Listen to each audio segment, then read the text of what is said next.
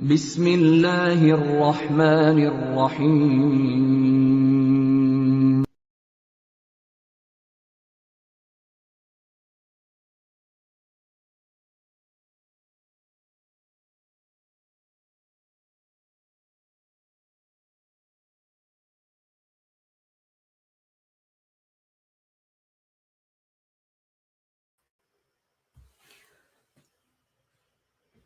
Assalamu alaikum. It is the 28th of July 2021, and in our series Reflections on the Holy Quran, this is broadcast number 239. And from today, for the next few days, we'll be looking at chapter 2, Al Baqarah, verse 90, and this is the first in that series. Now, my apologies. I understand that there has been a problem with the video broadcasts, and on some of the Facebook pages, we haven't had today's lecture live stream for some reason. We we've looked at the system and tried to reconfigure it, and we hope that at least you can get the English broadcast.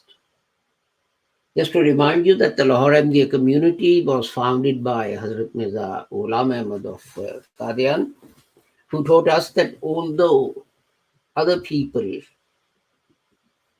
Muslims apart from Lahore Ahmadis, do not believe that the Holy Prophet was the last prophet, because they believe that another prophet will come.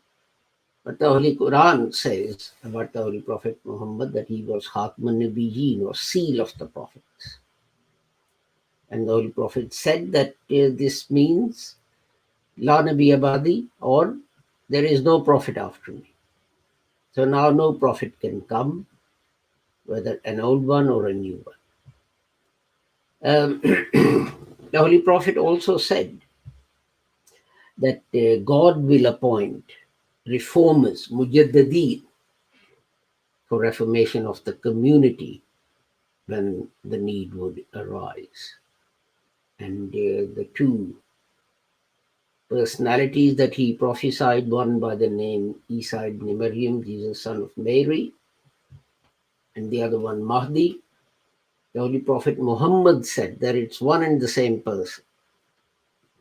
And Hazrat Mirza Ghulam Ahmad taught that I am the Mujaddid who fulfills these prophecies of the Holy Prophet Muhammad.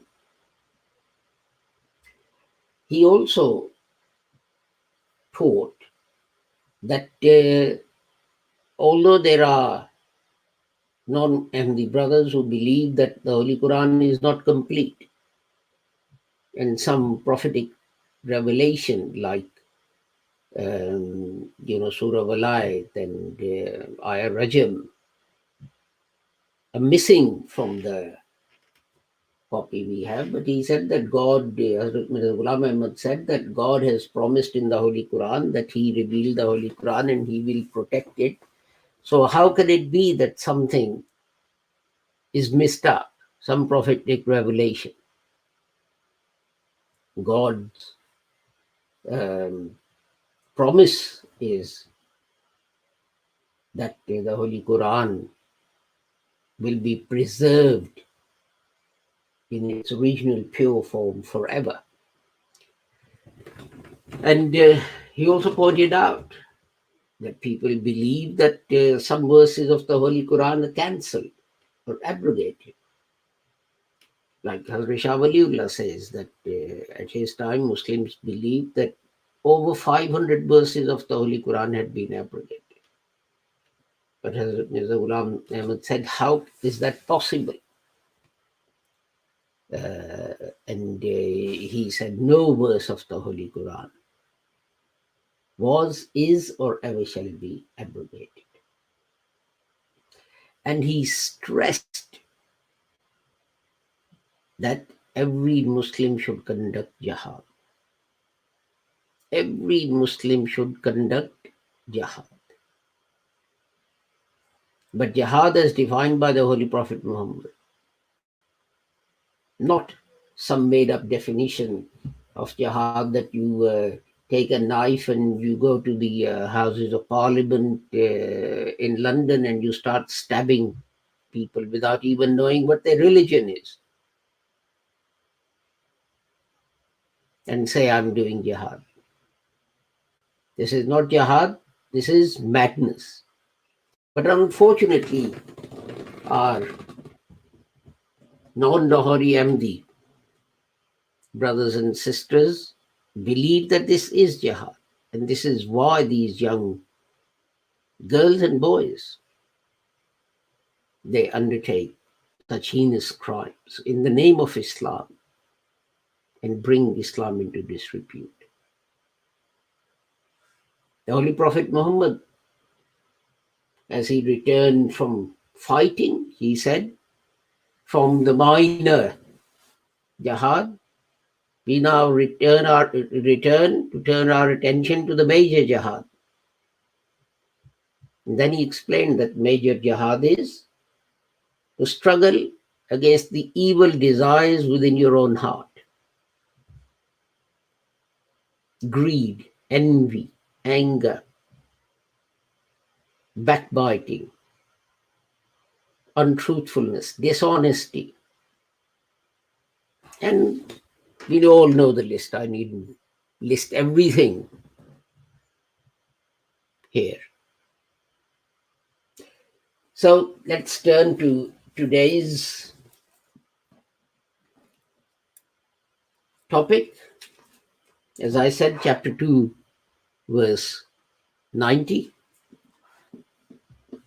أعوذ بالله من الشيطان الرجيم بسم الله الرحمن الرحيم بئس ما اشتروا به أنفسهم أن يكفروا بما أنزل الله بغيا أن ينزل الله من فضله على من يشاء من عباده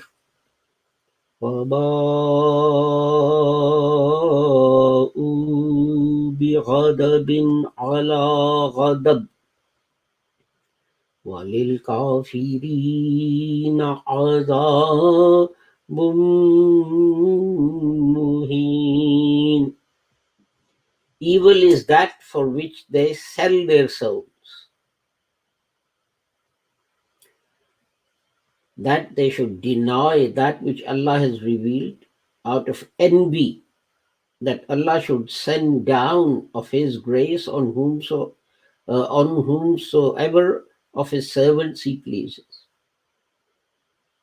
So they incur wrath upon wrath, and there is an abasing chastisement for the disbelievers. So today we are going to look at the first two words of this verse, bi samash tarau. So let's look at the first one, bi sama, and let me get my online notes. This word is in two segments up to seen, bi sa, and then ma is the second segment, and its root is Ba, Hamza, Sin. And it occurs in the Holy Quran 73 times with 6 different meanings, or in 6 different forms.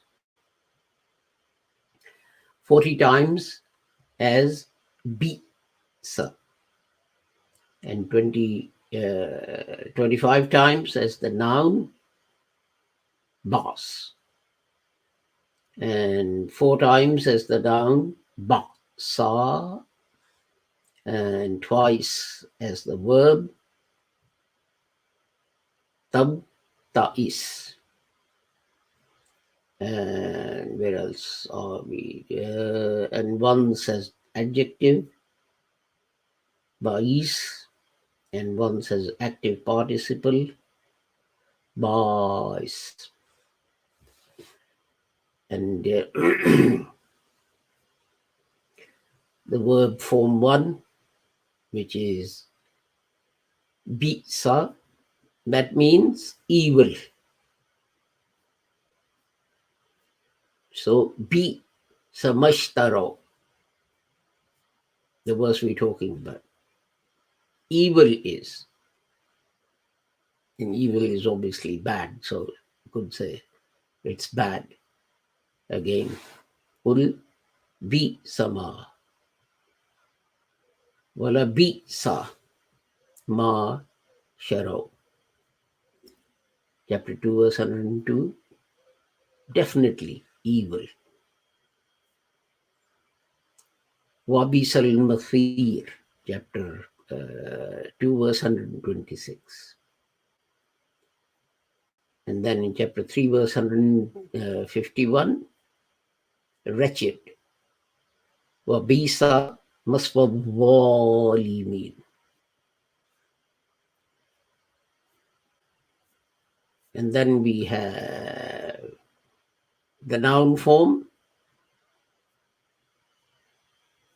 In one form means to grieve.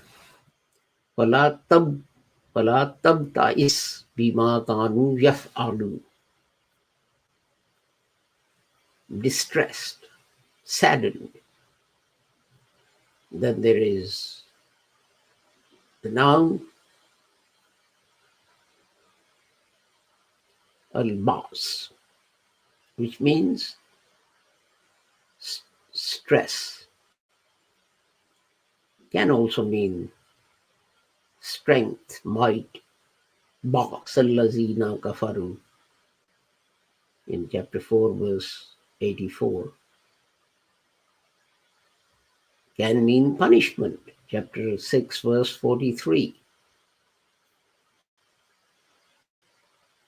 Falawla is ja'ahum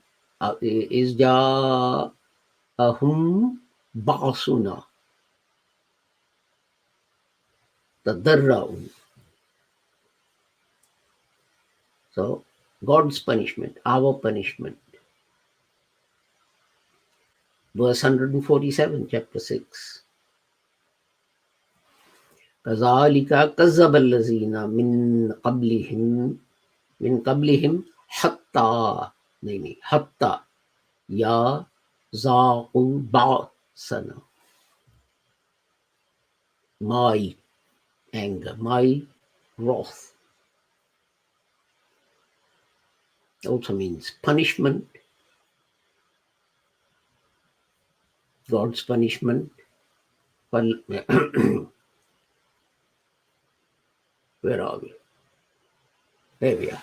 Falamma ahassu ba'sana izahum minha yarhudun. Again, my punishment, our torment. And then the noun suffering,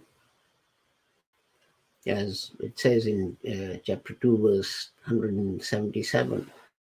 وَالصَّابِرِينَ فِي الْبَأْسَاءِ. The suffering.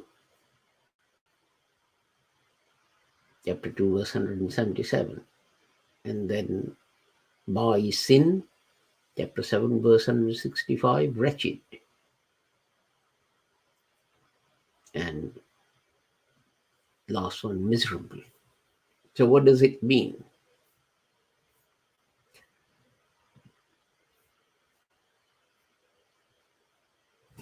So there are three words, albus, walbas, and walba.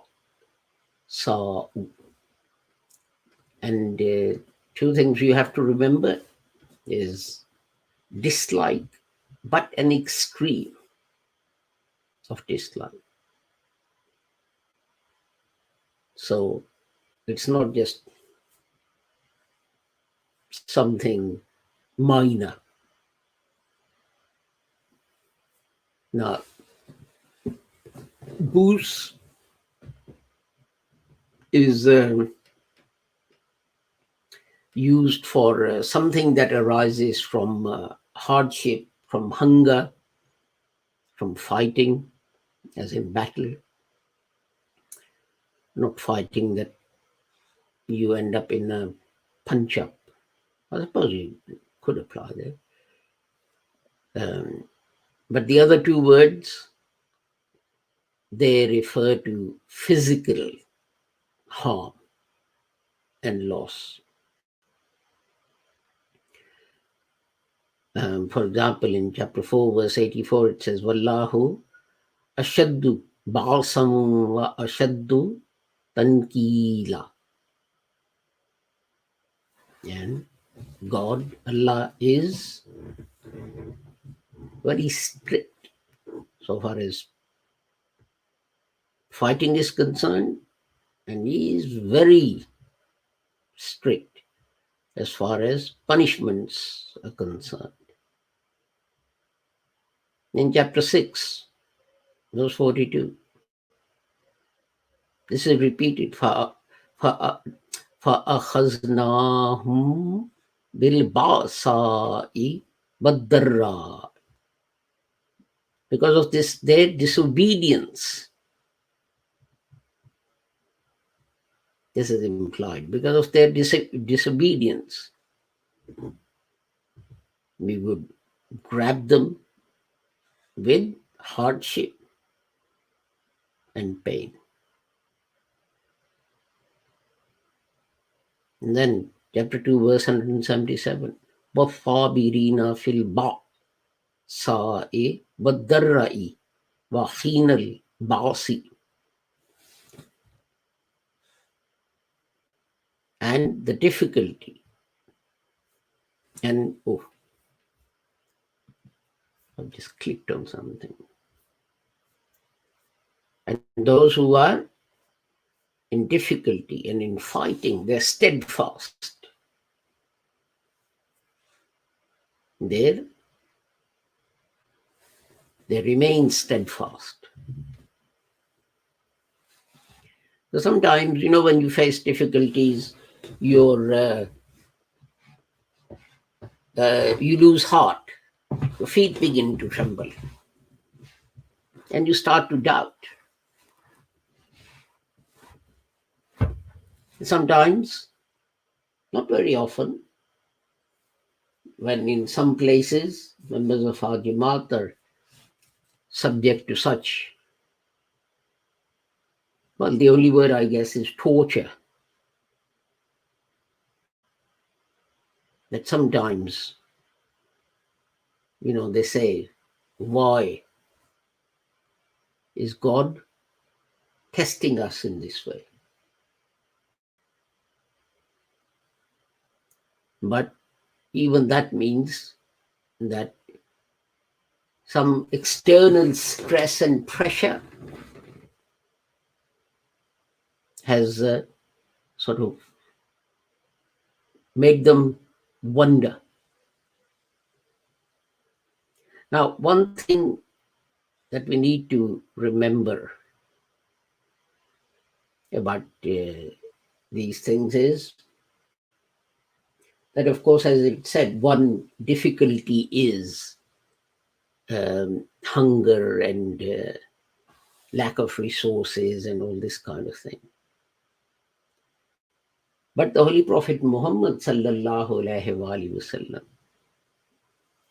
he strictly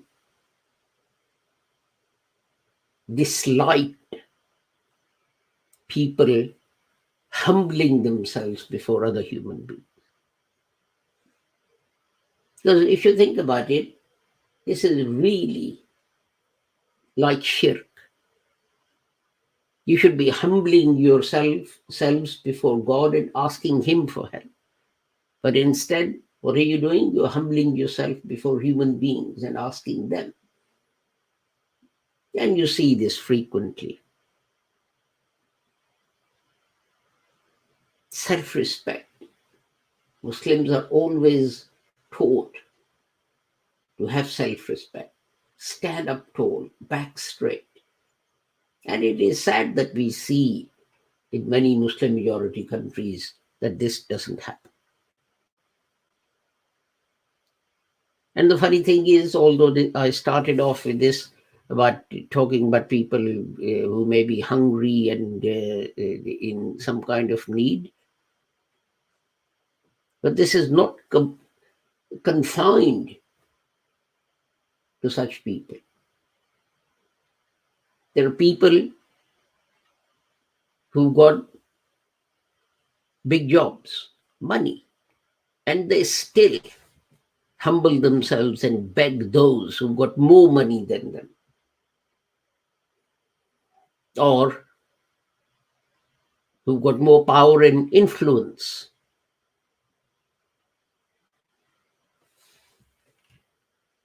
This is completely un-Islamic, specifically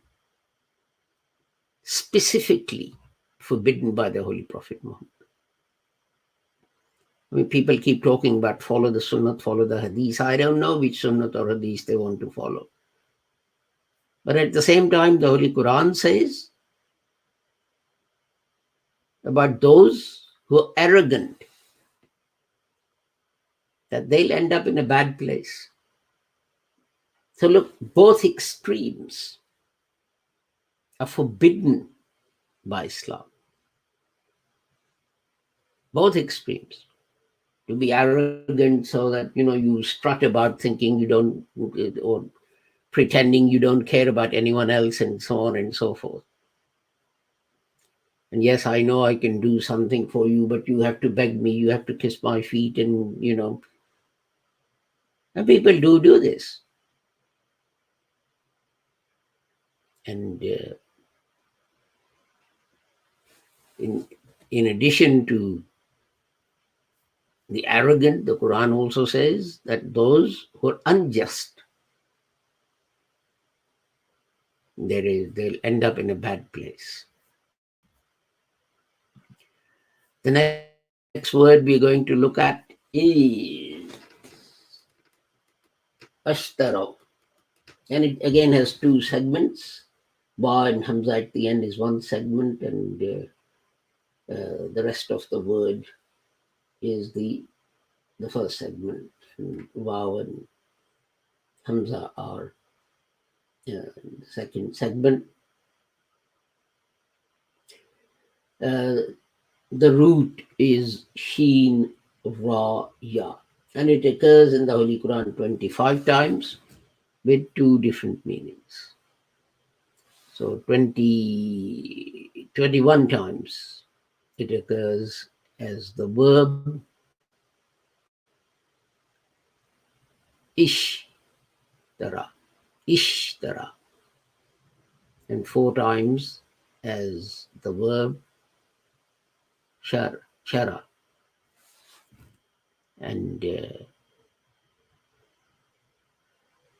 in this form, it means to sell. They sold, sells, and so on. And shortly we'll come across a verse.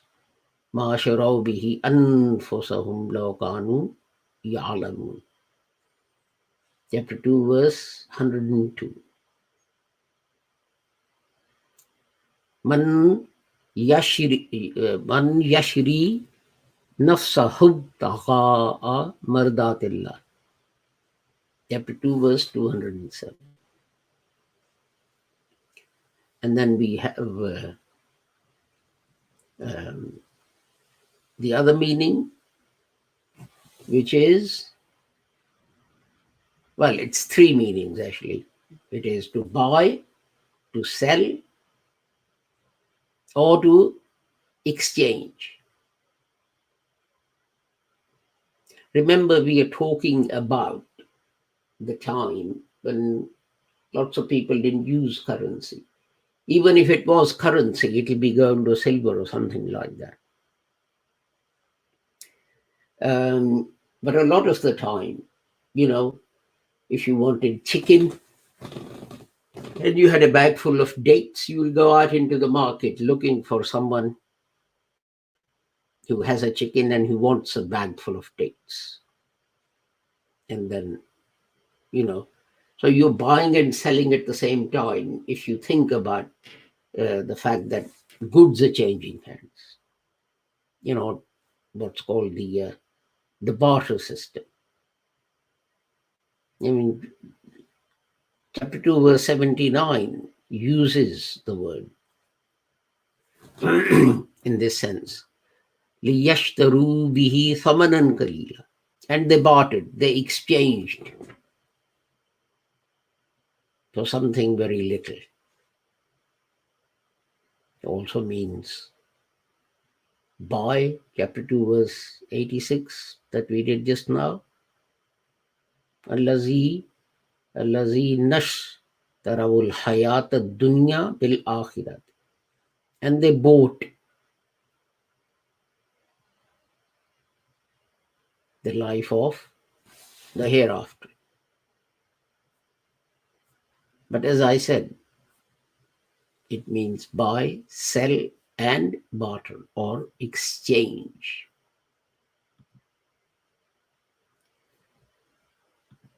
And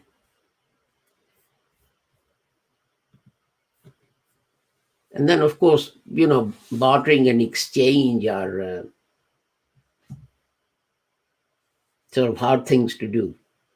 As I've said, you've got to find someone who's got what you want and he wants what you have and so on. This is why currency was introduced. So both words, this one and bayan in Arabic, they both stand for buying and selling. Because, the chicken and the dates. You give dates and you get a chicken. He gives chicken and he gets dates. So because goods are being exchanged, you can talk about both of them buying and selling at the same time. And this is commonly how this word was used because, it actually means to give away something. And to give over ownership over something, and to get ownership over something else. So, which is barter. But one thing you got to remember is important verse of the Holy, well, all verses of the Holy Quran are important, but in the context of what we're talking about, chapter 6, verse 111, I think, in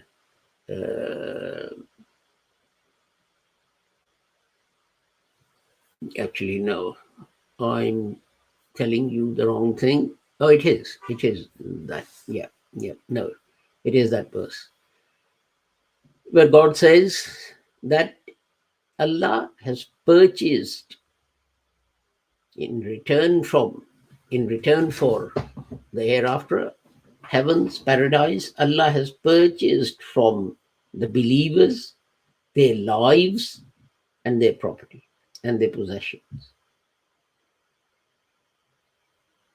But just think about this. Think about two countries. In one, there is very little income tax that people pay. Okay? And what happens? The government doesn't provide free education. You have to send your kids to private schools. Even if there are government schools, they charge heavy fees. And the same with medical treatment. And if you lose your job, you just starve. And then there are other countries where you say to the government, okay, we'll pay you some income tax. We'll pay you a lot of income tax. But in return, we want something. Sweden, for example, I think probably has the heaviest income tax in Europe, if not the whole world. But then from birth to death, the state takes responsibility for you. Education, I think up to university level is free. Medical treatment is free. If you lose your job, the government gives you some money to survive. If you retire, the government gives you a pension. If you're sick, you get free treatment. Plus, because you've lost your income, the government gives you some money. But you have bought this in return for contributing to the expenses of the state. And you have to believe in it. If people don't believe in it, and if people defraud the government of taxation, the system won't last. The government will simply withdraw these facilities because they don't have money. They don't have money to heat the schools. They don't have money to pay the teachers, and so on.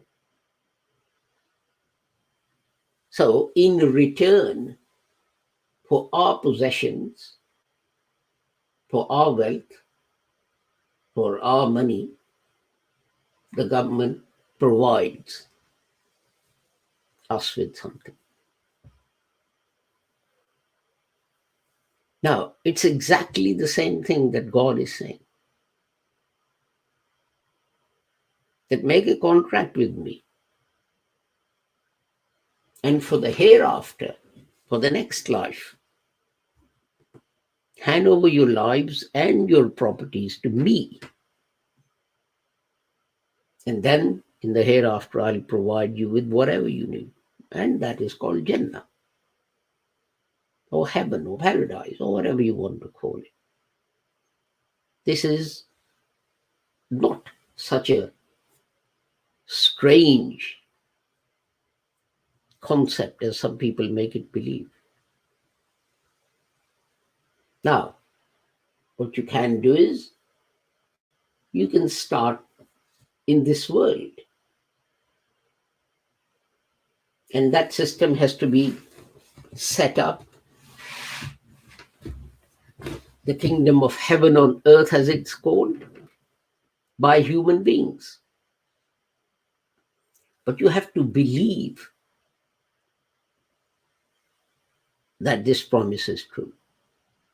If you're not prepared to, as God says, sell your lives and your possessions, that means you don't believe God. You think these are just stories that you're being told to keep you happy. As Karl Marx said, that religion is the opium of the working classes. Why? They're starving and they're sick and their kids they can't go to school, and they go and they complain to the church and the religious leaders and so on. And what do religious leaders tell them? Don't worry about it. In the hereafter, you'll get this. And in the hereafter, these people who are exploiting you will be severely punished by God. And I see this sometimes in answer to letters written to religious leaders. My husband doesn't feed me properly and so on. And they don't give a practical answer. Don't you worry about it. In the hereafter, your husband will be severely punished. Yes, but I'm hungry now. Well, you want me to die of starvation before anything is done about it.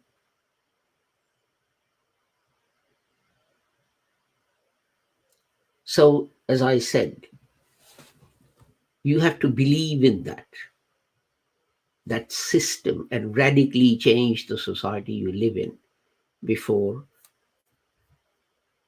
this can be implemented and become useful. So I think uh, we've had our time. In fact, we've had more than our time. So with the prayer that whoever you are and wherever you may be, may Allah keep all of you safe and sound and free from harm. Assalamu alaikum, Khuda Hafiz, goodbye.